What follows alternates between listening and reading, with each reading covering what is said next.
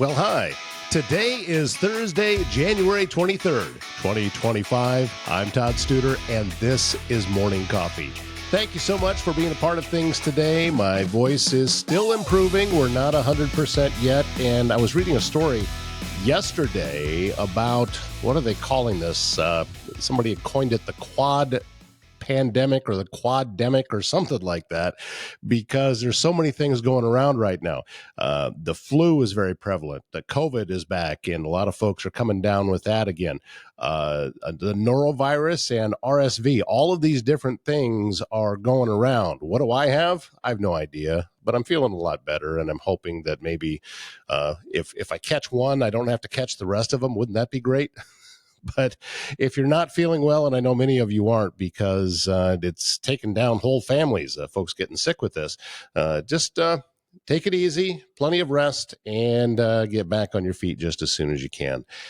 I also got word yesterday, or just last night actually, that there is something coming up and registration is opening today at noon on this is Thursday, January 23rd, and at noon Central Time. This is called the Low High Trek. And what this is a multi-day hiking and camping trip all through the Loess Hills. And this year, they are going to be going through Pottawatomie County.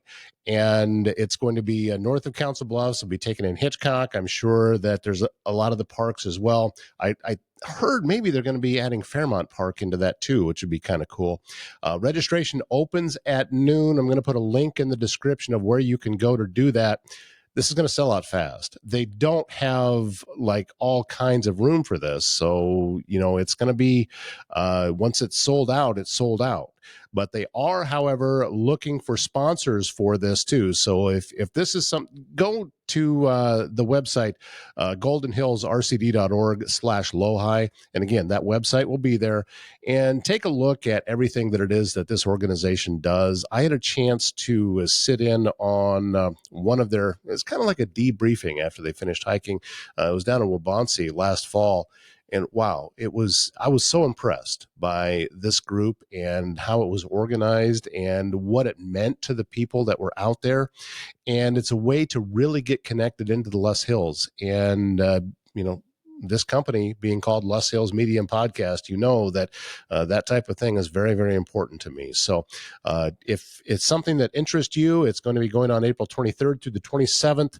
So it is multi-days. You'll be hiking, you'll be camping, you'll be getting together and sharing with people. So if that's something that interests you and it's right up your alley, then you're going to want to get registered just as quickly as you can, because it probably will sell out within 2 or 3 hours, or maybe even faster than that. Word's out about this event now. So people look forward to it. And I'm looking forward to having everybody coming through Council Bluffs. It's going to be kind of cool.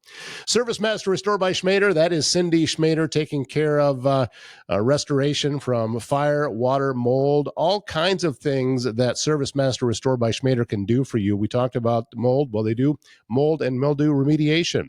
Also, they can do emergency pre-cleaning. They can even do hoarding cleanup. That's an issue for some people. I've had somebody in my family that was a problem for them.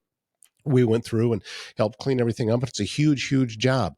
Well, this company, Service Master Restore by Schmader, can help you with that. Maybe it's vandalism cleanup or just odor removal, carpet cleaning, upholstery cleaning. Get a hold of them at Service Master Restore by Schmader. Also, Sprout Marketing Solutions is here to help you grow your business. And Kelsey and her team can do that through social media campaigns. They can do it through direct mail campaigns. They can do it through website building. There's all kinds of different services that Kelsey offers. So go to sproutmarketingsolutions.com to learn more. Wanted to let you know that coming up here just shortly, we have a special guest on the show today. It is Randy Fontaine. He is the executive director of HopeNet. This is an organization that does a lot of work with the homeless population that we have in our area. And it's important work that it is that they do. And this is it's an eye-opening conversation. There's so many things that happen and go on that, the homeless population is dealing with that I never even thought about. It never even occurred to me that this was something that they faced all the time. So that conversation is coming up here very shortly. In the meantime, I wanted to show you something from Foxco Fabrication, one of our sponsors here. I've showed my business card that Rick Graybill made for me, but he also gave me one of his. And so here's the back of it, and it's pretty cool, but I want you to look at the front of this thing. Look what it is that he can do. This is a metal card. And his machine can make something that detailed, and it's just fascinating, everything that Rick can do. He made the cup that's behind me. There's a lot of different products that he has on his website, foxcofab.com, welding services, all kinds of welding services that they do.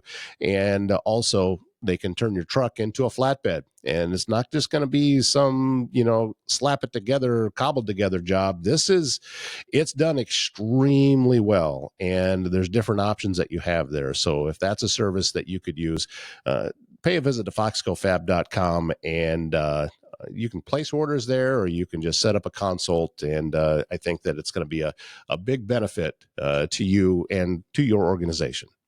With us now on Morning Coffee, Randy Fontaine, Executive Director of HopeNet. How are you today, sir? I'm doing wonderful, trying to stay warm.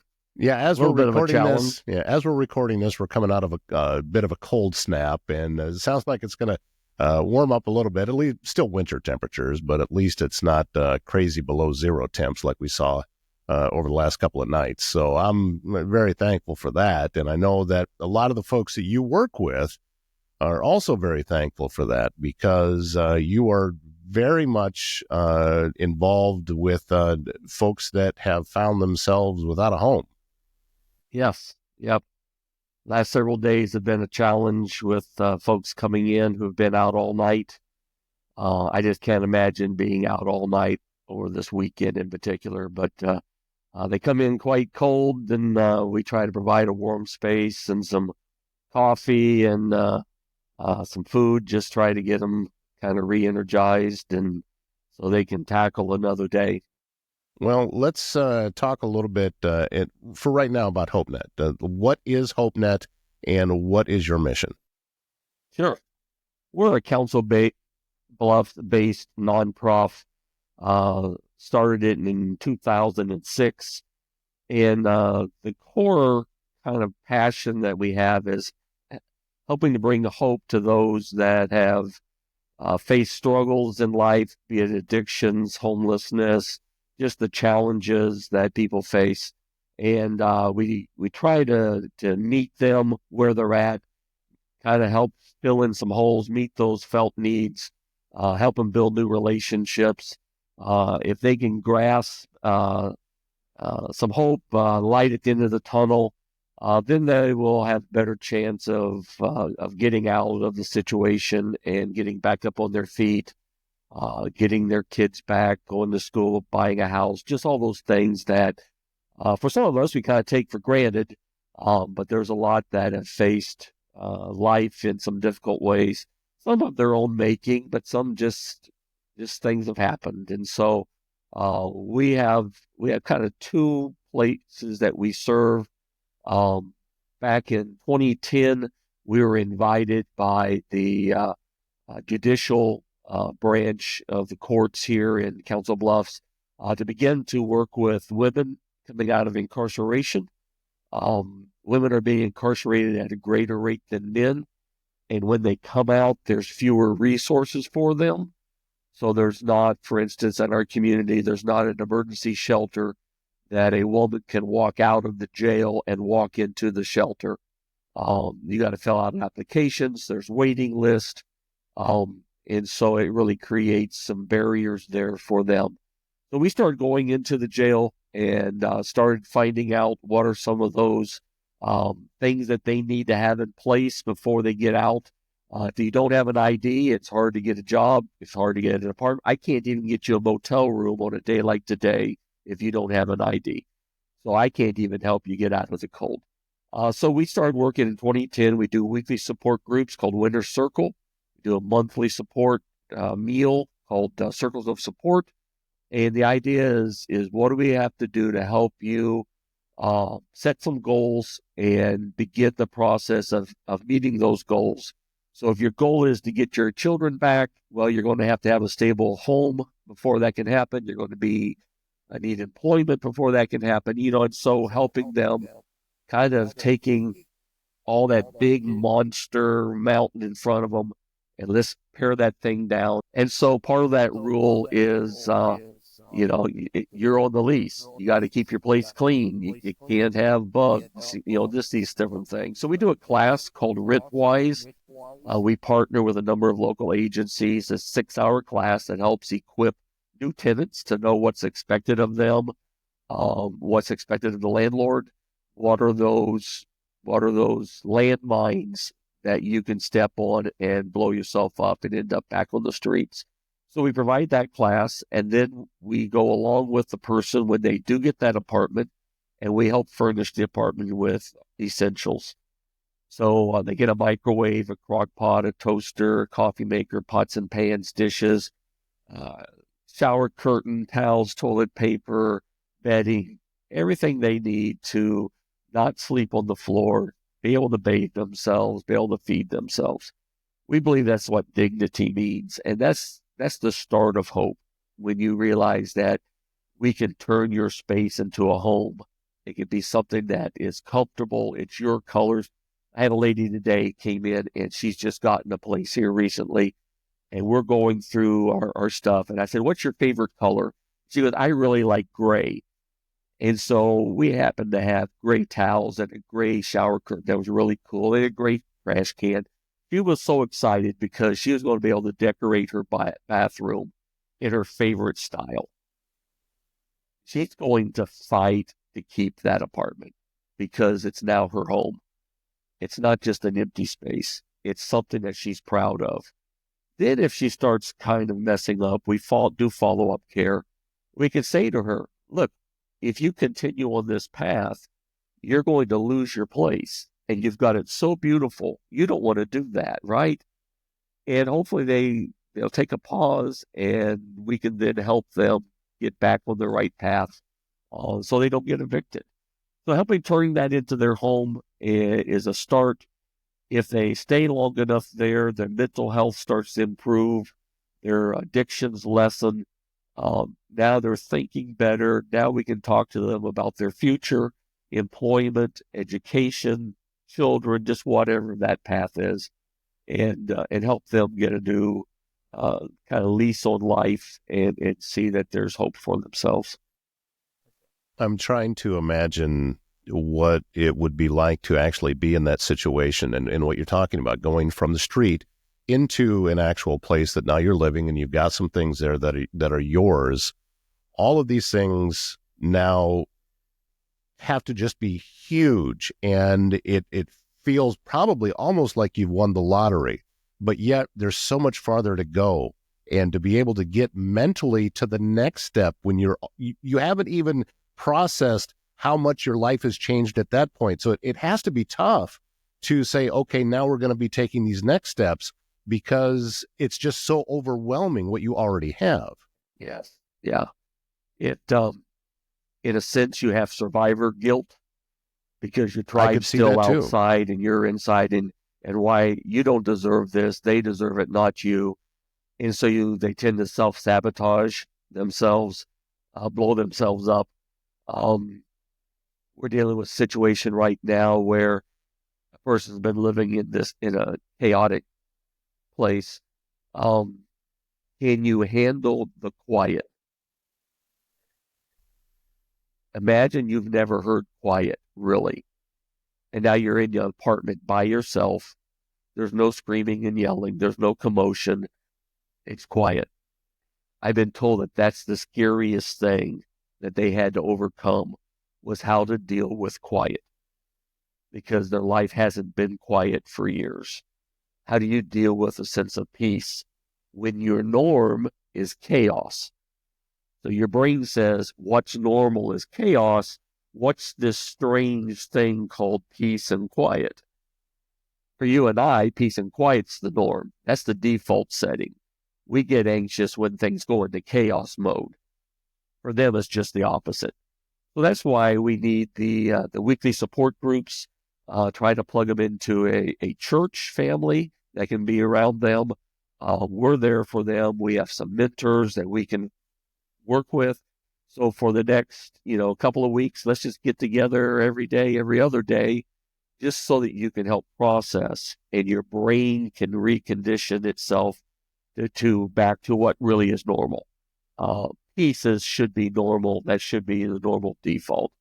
And it takes time to do that. And sometimes they mess up because it's scary. This is something that they've not experienced in maybe forever in their entire life. How much connection is it for someone who is trying to transition off the street?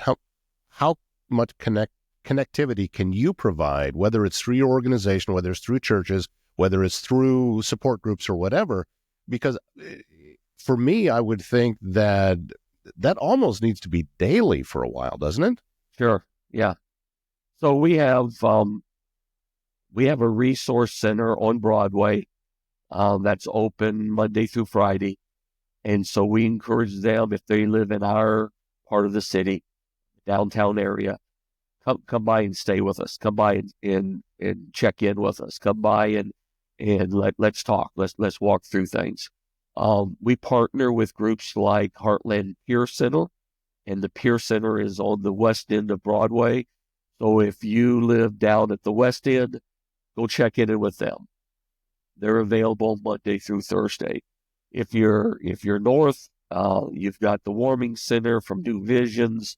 If you're further east of us, you've got Full Circle Therapy. So we try to find where they live and let them know there's a support system around them somewhere that every day they can go.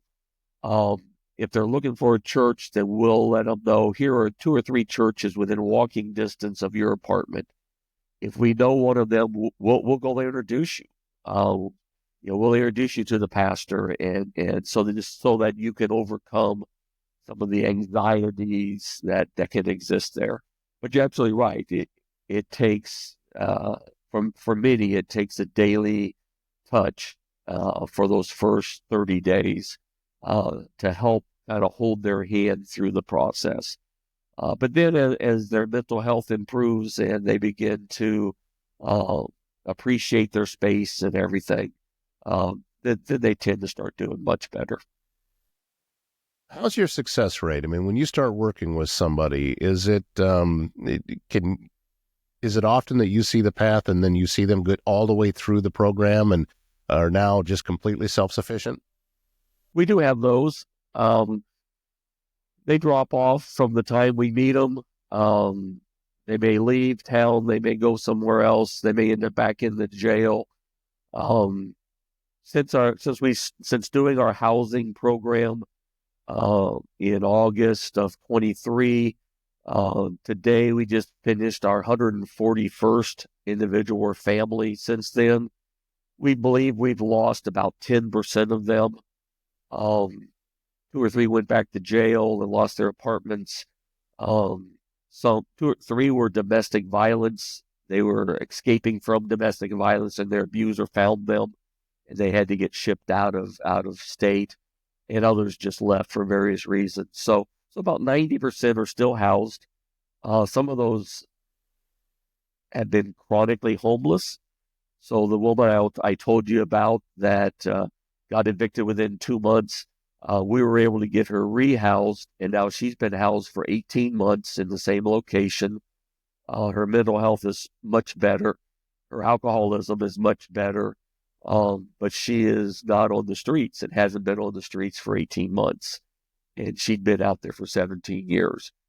So there are those that if you can get them off, get the support around them, they can make it. What kind of help do you need, Randy? How can folks be able to contribute to what it is that you're doing? Well, we have a number of outlets that can that can use help. One of our tools is Sequel's Thrift Store, and Sequel's is located out on Madison Avenue with the Dairy Queen. It's a major part of our funding stream, and it's all volunteers. And so if folks are looking for a volunteer opportunity, we have a wonderful group of ladies out there that could use some help. And so that's one way. Shopping at sequels, donations, certainly. Then we have our different support meetings that people can bring dinners and provide the dinner for the meeting. Come and just sit and be with folks around the table and share your story and encourage them. And of course, the traditional finances, we always, the more support we have financially, the more we're able to do. And but we really like to see people participate just so that you can get to know the folks and pray for the folks and care for the folks and realize that your efforts are making a difference in people's lives. Well, Randy, I'm glad that we got connected. I'm looking forward to a continuing relationship with you and being able to stay updated on everything that is that you're doing, on different ways that help can be provided, because, everyone knows that, Council Bluffs and surrounding areas, there's a homeless situation. And to have people like you out there doing the work and trying to help folks, you're not just trying to throw a blanket over it. So, okay, we don't want to look at you anymore. You're actually making a difference, and you're helping people that are getting off the streets and restarting their lives. And I think that is, it's critical for not just our community, but for the folks that are you're helping, and for the rest of us, that we can see you give the rest of us hope too, not just them, but everybody else. So thank you so much for what it is that you're doing. Well, thank you, Todd, for reaching out and giving us this opportunity, and look forward to keeping you abreast of what's happening out here. Something tonight is a count that HUD does once a year in the wintertime. And so there will be 100 people out counting those living on the streets tonight from 6 to midnight.